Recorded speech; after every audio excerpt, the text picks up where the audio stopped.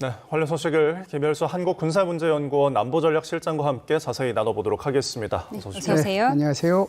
네, 오늘 아침에 정말 뜬금없이 안 좋은 뉴스가 전해진 건데 사실 어제까지만 해도 김민석 총리가 벤스 부통령과 한 라인을 구축했다면서 좋아했는데 전혀 낌새가 없었을까요?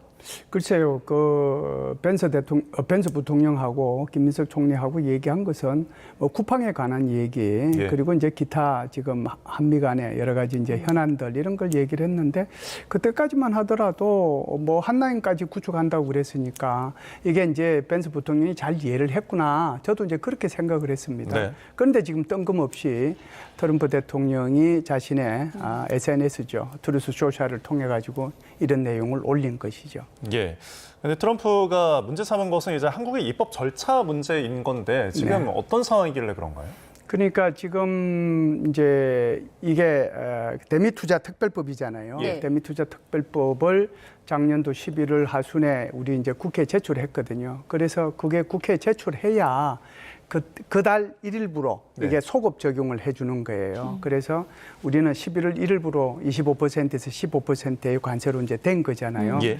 그러면은 이제 그때부터 이제 지금 한 2달 정도 지났는데 2달 정도 지나면서 여기에서 상임위원회, 그러니까 기획재정위원회가 이제 여기 소감 상임위원회인데 여기서 이 문제를 논의를 하고 다시 이제 국회 본회의를 거쳐서 이걸 해야 되는데 예. 전혀 이제 안 하고 있었잖아요. 안 하고 있었는데 여러 가지 이유가 있죠. 우리가 이제 그 국회에서 제일 이제 연말 되면 해야 되는 것이 예산안 문제도 있고 네. 세법도 있고 게다가 또 뭐 1월 달 들어가서는 또 어떤 분 이렇게 청문회 때문에 이제 국회가 정신없는 시간을 보내다 보니까 결국 이 문제에 천착을 못한 거죠. 그러다 보니까 이제 이게 트럼프 대통령 입장에서 보면은 나는 이제 해줄 거를 다 해줬는데 그리고 이제 소급 적용까지 해줬는데 왜 한국은 2달이 지나도록 여기에 대해서 대미투자 특별법에 대해서 국회에서 거론조차 안 하고 통과시키지조차 않고 있느냐. 예. 그러면은 이거 없던 걸로 내가 하겠다. 그러면은 25% 다시 원상복귀시키겠다. 그렇게 얘기를 하는 것이죠. 예, 없던 걸로 한다는 것이 당시에 우리가 어렵게 따낸 협상이 3,500억 달러를 대미 투자하고 네. 관세를 25에서 15%로 낮춘 것인데 그럼 모든 것이 다 없던 걸로 되는 거예요? 지금은 이제 딱 찍어서 얘기한 거는 자동차 목재, 뭐 의약품 이런 식으로 얘기를 좀 기타 있잖아요. 그러니까 모든 품목이 해당이 되는 거죠. 그때 합의했던 모든 품목이 다 해당이 된다고 보는데 3,500억 달러 중에서 우리가 이제 2,000억 달러는 직접 투자하는 거고 1,500달러는 이제 1,500억 달러는 마스가에 이제 투자하는 거잖아요. 그래서 2,000억 달러 같은 경우에는 뭐 이렇게 첨단 반도체 분야라든지 뭐 배터리 분야라든지 네. 그렇지 않으면 이제 양자 컴퓨팅 분야 이렇게 이제 투자하도록 서로 약속을 한 거죠.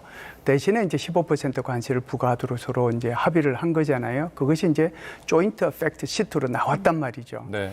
그래서 그때 나왔을 때 이제 한국 같은 경우에는 다른 나라들은 이거를 이제 MOU를 체결을 했어요. 그래서 MOU를 체결한다는 것은 정말 그 메모랜덤이잖아요. 그러니까 이것은 어떤 그 법적인 절차 이런 것들이 큰 부담 없이 그냥 행정부 차원에서 할 수 있는 거거든요. 유럽 같은 경우에도 그냥 프레임워크라고 하는 명목으로 한 거고 예. 일본 같은 경우에는 이제 MOU를 체결했고 최근에 이제 우리 대만도 MOU를 체결했거든요. 그러니까 한국 같은 경우에는 이 문제가 그렇게 작은 문제가 아니고 그러니까 민주적 절차를 좀 거쳐야 되겠다. 네. 그러니까 대미투자 특별법이라는 게 법을 만들어서 이 법을 가지고 국회에서 논의를 해서 이게 민주적 절차를 좀 거치도록 하자. 그렇게 이제 얘기를 하다 보니까 다른 나라 같은 경우는 이제 MOU만 체결이 돼 있으니까 행정부 차원에서 마음대로 할 수 있는 거거든요. 예. 마음대로라는 표현이 좀 잘못됐습니다만은 어찌됐든 의회나 또는 국민의 그런 통제를 많이 받지 않고도 할 수 있단 말이죠. 그런데 우리는 일단 이제 국회로부터 이 법이 통과가 돼야 되는 거잖아요. 예. 법이 통과가 돼야 되고 다시 시행령이 만들어져야 되고 그래야 되는 문제가 있기 때문에 그러면은 이제 이걸 통과시켜 줘야 되는데 한국에서는 해당 상임위원회조차도 이 문제를 논의하지 않았다. 그러니까 이제 트럼프 대통령이 아마 여러 가지로 아마 좀 화가 나지 않았겠는가. 그래서 이 부분만 있었겠느냐. 다른 것들도 같이 막 복합적으로 연계가 돼서 이렇게 야밤에 이렇게 SNS에 이렇게 또 올린 게 아닌가 이렇게 봅니다. 그러니까 결국은 2달이라는 시간이 지난 것을 두고 이게 네. 짧은 시간이냐 긴 시간이냐 네. 트럼프 대통령에게는 조금 짧게 느껴진 것 같습니다. 그러면 이 시간이 조금 왜 그렇게 짧게 느껴졌는지 어떤 해석이 있을까요? 트럼프 대통령은 이제 마음이 좀 급하죠. 예. 제일 급한 게 이제 11월 달에 중간 선거인데 만일 중간 선거에서 패배를 하면 모든 게 끝나요. 상원 잃어버리고 하원 잃어버리면은 그때부터는 이제 완전히 이제 레임덕에 이제 들어가게 되는 거거든요. 그러면 탄력을 다 잃어버리는데 그렇지 않기 위해서 지금은 이제 이런 노력들을 하는 거란 말이에요. 예를 들어서 뭐 그린란드 문제도 그랬고 마두로 이제 이렇게 축출해 오는 것도 그 연장선에서 우리가 해석을 해볼 수 있는 거거든요. 그래서 자기 이제 지지층들을 결집할 수 있는 건데 그러면은 여기에 와서 이제 투자하는 것이 눈에 좀 보여야 되는 거지 않습니까? 한국으로부터 이번 달에 200억 달러가 들어와서 지금 어디에 투자를 할 예정입니다. 뭐 이런 것들을 자기 입으로 자꾸 얘기를 해가지고 지지층을 결집해야 되는데 네. 그런 것들이 지금 안 되고 있는 거잖아요. 네. 그러다 보니까 그런 문제가 좀 하나 있지 않았는가라고 보고요.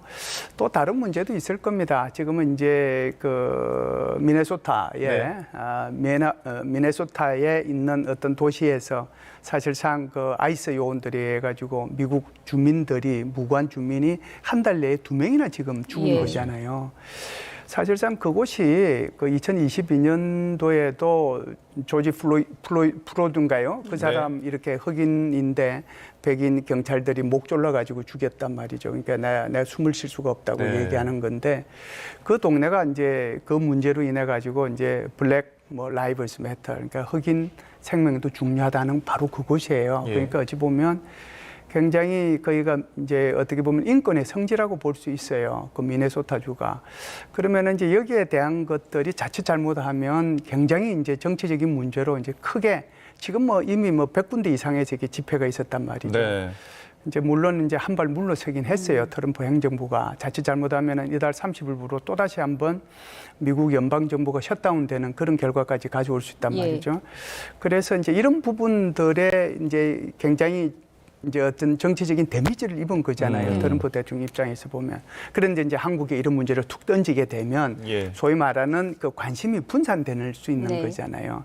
그런 것도 고려하지 않았는가라고 보고요.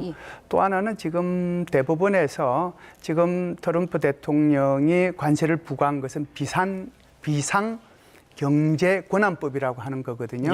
그러면 이 비상경제권한법이 이 관세 부과해도 되는 건가 안 되는 거 가지고 1심, 2심을 다 이제 패소를 했어요. 그럼 이제 마지막 대법원에 이제 이게 상정이 돼 가지고 벌써 여기에 대해서 심의가 이루어지고 있는데 곧 이제 발표가 날 거라고 이제 얘기한단 말이죠.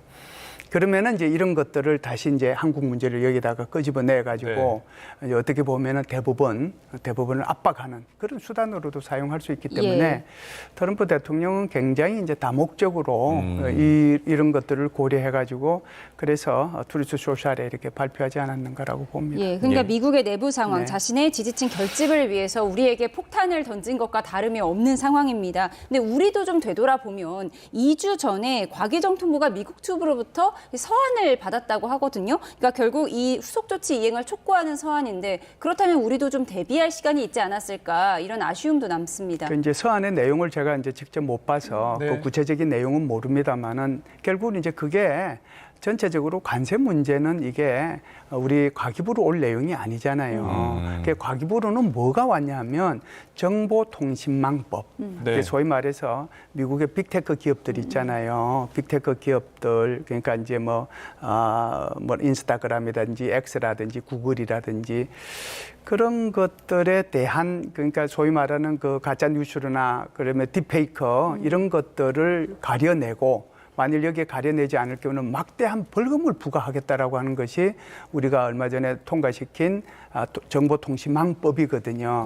그런데 이번에 이제 그쪽에서 우리 과기부로 보낸 것이 정보통신망법에 대한 얘기를 하면서 이런 것들에 대한 후속 조치 이런 것들이 없으면 관세와 직접적인 내용은 그렇죠. 아니었다. 그러면은 이제 뭐 자동차 등 이렇게 25% 부과할 수도 있다. 대신에 참조는 뭐 우리 김정관, 우리 산자부 차관 이건 참조하라고 보낸 수신이 건데 우리는 과기정통부인데 참조인이 김정만 네. 장관과 조현 외교부 장관이었다고 그렇죠. 하더라고요. 그래서 이제 자기한테 오려고 하면 러트닉한테 와가지고 전반적인 것이 돼야 되는데 네. 그러니까 이제 한국에서 받아들이는 것은 이게 정보통신망법 가지고 얘기를 했구나. 그렇게 조금 안해하게 받아들인 측면이 있다 이렇게 보죠. 네. 그러니까 지금 트럼프의 여러 의중에 대해서 지금 파악을 하고 있는 네네. 그런 이제 배경들을 짚어주셨는데 또 하나가 이제 관세가 빌미고 한국 정부 자체에 대해서 조금 어떤 불만이 있어서 이런 배경이 짚어지고 있는데 네. 우리나라가 지금 캐나다 방위산업협력 강화하고 있는 이 부분을 조금 노리는 것도 어떻게 가능성이 있을까요?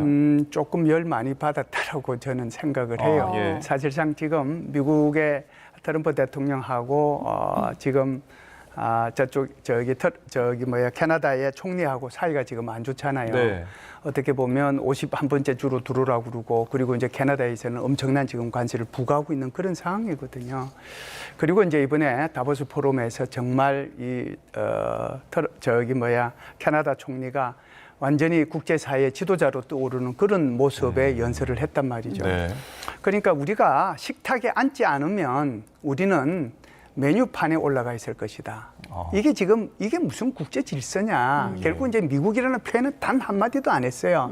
그런데 이제 이 표현을 한 것은 결국은 미국을 비판한 거란 말이죠. 그러니까 열이 이제 많이 나 있는 상태인데 사실상 다보스 포럼에 참여하기 직전에 어디를 갔냐면 중국을 갔어요. 네. 그래서 이 캐나다 총리가 중국 가서 우리가 이제 무역인이 그동안 관계가 안 좋았던 거 이거 해소하고 뭐 수출입 이렇게 좀 잘하자. 그런 식으로 얘기를 하니까 트럼프 대통령이 좋아, 네가 만일 중국하고 자유무역 협정을 체결하면 그 순간 100% 관세를 부과하겠다. 그랬어요. 그런데 지금 한국에서 예. 캐나다에 지금 무슨 뭐 투자한다는 얘기가 나왔단 말이죠. 예. 이게 뭐냐면 지금 캐나다는 잠수함 3,000톤급 잠수함 12척. 네. 그게요 60조 원 규모입니다. 어마어마한 거죠. 예. 여기에 이제 우리 한국이 한화 오션하고 HD 현대중공업이 원팀. 그리고 이제 지금 딱 두 개가 올라가 있는데 하나는 독일 팀입니다. 예. 그래서 이 두 개가 붙게 돼 있는데 독일은 여기서 이제 뭘 하느냐 하면은 대신에 우리 잠수함을 사주면 너희들한테 절충 교육으로서 이거 해주겠다고 해서 굉장히 네. 선물 보따리를 많이 냈어요. 그러니까 우리 입장에서도 지금 급하게 생겼잖아요. 빨리 선물을 내야 네. 되는 거잖아요. 그래서 이제 이번에 간 사람들이 우리 산자부 장관도 가고 방위사업청 청장도 가고 네. 또 우리 정의선 현대그룹 회장도 네. 갔습니다. 그러면은 이제 뭘 지금 그 캐나다에서 우리한테 요구하느냐 하면은 현대자동차 하나 공장 하나 지어주라. 그리고 우리는 이제 히토류가 많이 나니까 그거 안정적으로 너희들한테 공급해 줄 테니까 배터리 공장 하나 지어주라. 그리고 12척 우리가 수주하는 대신에 우리한테 기술 넘겨주라. 그리고 MRO 할 수 있도록 우리한테 그거 해주라. 이렇게 하니까 지금 이거를 이제 트럼프 대통령이 알았을 거 아니에요. 예.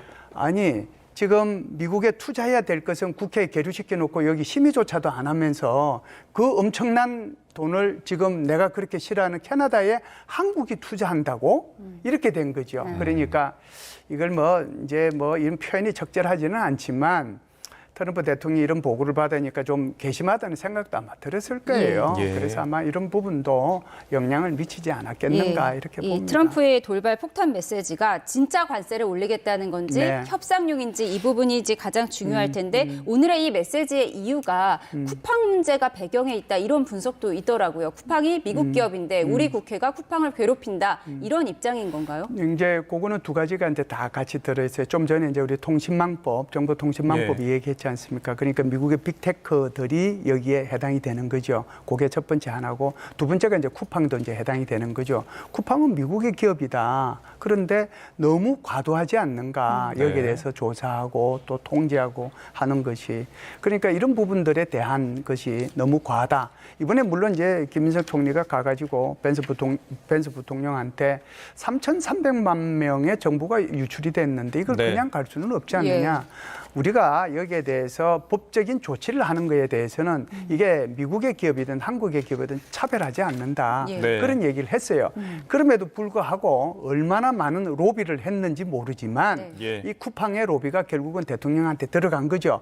들어가서 한국이 지금 우리 기업들, 그러니까 빅테크하고 쿠팡에 대해서 지금 이렇게 차별적인 조치를 취하고 있고 네. 하려고 한다. 그러니까 여기에 대해서 어떻게 대통령께서 한번 조치를 취해줬으면 좋겠다. 이 내용까지 같이 들어갔다고 봐야죠. 알겠습니다. 네. 트럼프 대통령의 갑작스러운 관세 인상의 그 배경은 무엇인지 저희가 지금까지 김열수 한국군사문제연구원 안보전략실장과 함께 짚어봤습니다. 고맙습니다. 고맙습니다. 감사합니다.